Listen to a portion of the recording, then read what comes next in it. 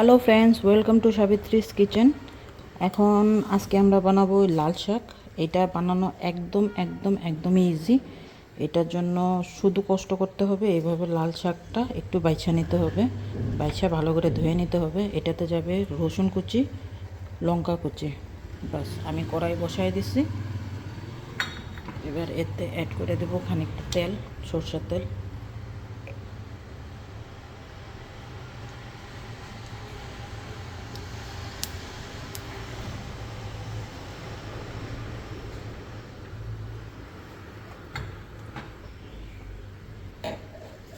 এবার তেলটা গরম হয়ে গেলে এটার মধ্যে দিয়ে দেবো শুকনো লঙ্কা ফোড়ন।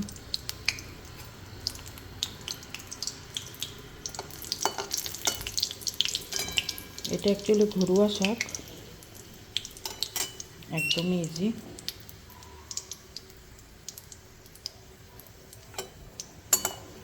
আমাদের শুকনো লঙ্কাগুলো ভাজা হয়ে গেছে। এবার এতে দিয়ে দেব 1 চামচ পরিমাণ থেতো করা রসুন।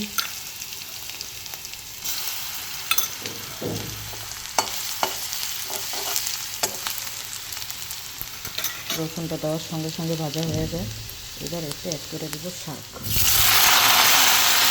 কড়াইটা ভরে গেছে, কিন্তু টেনশন নেই, একদম এই শাকটার নিচে চলে যাবে। এতগুলো দেখা যাচ্ছে, যখন শাকটা কমপ্লিট বানানো হবে দেখতে পারবেন অনেকটাই কম হয়ে গেছে। এবার এটার মধ্যে দিয়ে দেবো নুন।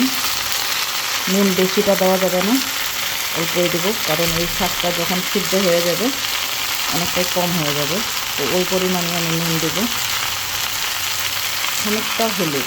হলুদ আপনারা চাইলে দিতেও পারেন বা অ্যাভয়েডও করতে পারেন। যদি না দিতে চান না দেবেন। না দিলে কী হবে, এই লাল শাকটা হওয়ার পরে লালই দেখা যাবে। এবার এটাকে ভালো করে আমি ভাজা দেবো, নাড়াচাড়া।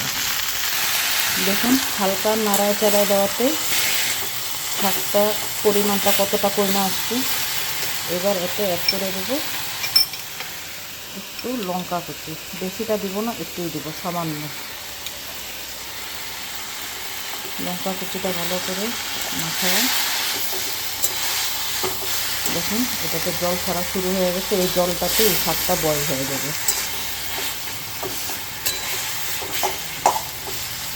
এবার এই শাকটাকে আমি ঢাকা দিয়ে দেবো জাস্ট 1 থেকে 1.5 মিনিটের জন্য। আমাদের 1 থেকে 1.5 মিনিট হয়ে গেছে, ঢাকনা উঠালাম। এবার দেখেন শাকটা আমাদের এরকম হয়ে গেছে। বাস, এই মুহূর্তে আরেকটু আমরা রসুন থেকে দিয়ে দেবো।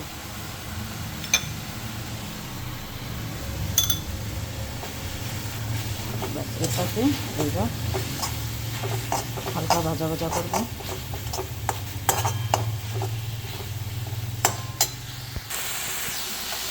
বাস, আমাদের শাক রেডি। এটা এখন আমি প্লেটে নামাই নেব।